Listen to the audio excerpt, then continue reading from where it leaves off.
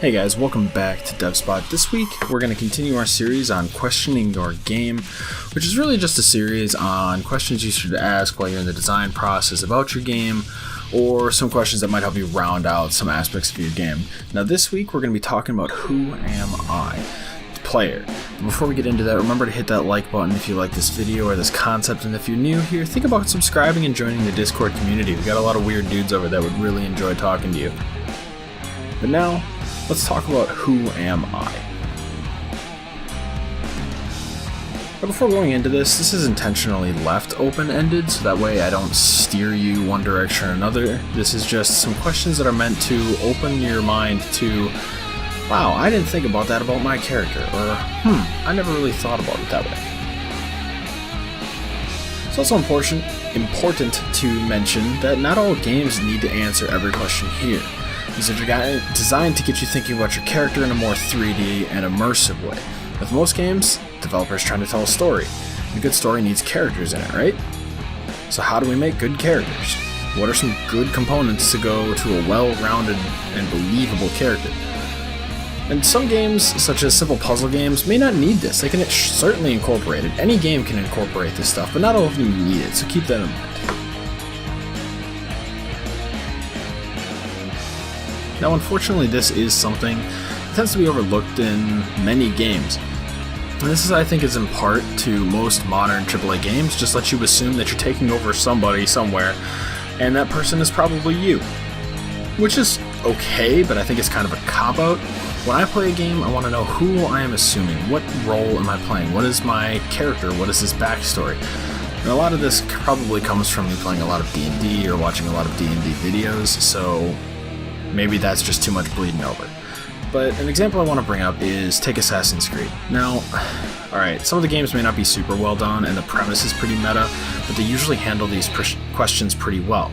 When you go into an Assassin's Creed game, you're assuming someone that's taking control of someone else, but that main character has a name, they have a history, they have a future, their timeline's all laid out and you're trying to play that timeline. They also have a set of morals. The game even punishes you for going against your morals, such as killing innocent civilians. Now, I know this is probably just the game trying to keep you from being a murder hobo, but it also makes sense given the Assassin's Code. So now, we get to some questions that you should be asking yourself when you're designing a PC, or even an NPC in your game. So, first is super obvious. What is my name? Now, there's a lot of questions that go into what is my name? And part of that comes from where am I from? What's my ethnicity? What's my family lineage? Where on Earth am I if I am from Earth in the first place? Now, the culture where I'm from, what is it like? Do I have family back here? Did I have to leave someplace to come here? Did I have to give something up? What am I trying to achieve while here? What are my goals? What are my motivations? What are my morals? What do I believe in? Now, again, as you can probably tell, I get a lot of this from D&D, which is probably a good place to start when you're thinking of how to create characters, is try playing around a D&D or watch some people play Dungeons & Dragons online, such as Critical Role or some other game like that. Matt Colville, for example, is another great one. But the character sheets in that game are designed to start you thinking about it, and since you're going to be playing a role, you need to know what that role is. And that kind of goes into play with some games. So, now let's say you're making a game along the lines of Skyrim, where players get to choose everything. Do they have a way to choose where they're from before the events of the game, or are they pre-decided? Does your game even address the past, or does it skip right into the gameplay? Does your game have a consequence system? Does it have a system where you can define what your character believes, and it punishes you for when you disobey what you said your character believes? That would actually be really interesting. I don't think I've ever seen a game that tries to do that.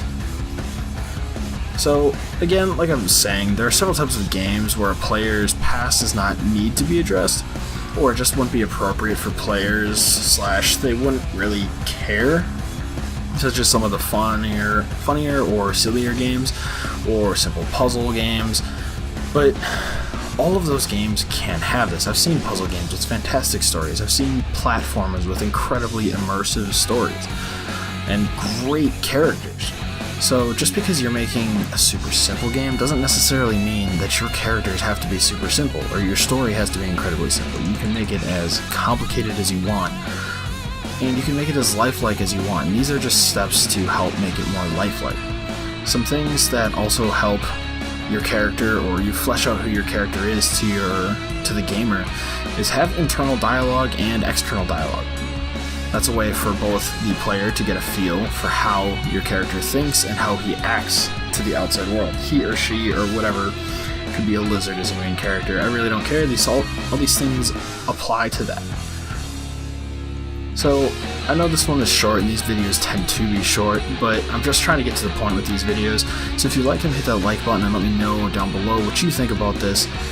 I'd love to hear your thoughts, and remember, if you're new here, think about subscribing, sticking around, joining the developer Discord, or just be a gamer in that Discord and play test people's games. It's pretty awesome. A lot of people are having a ton of fun, so I hope to see you around there. But until next time, guys, please take care of yourself, because I will see you later.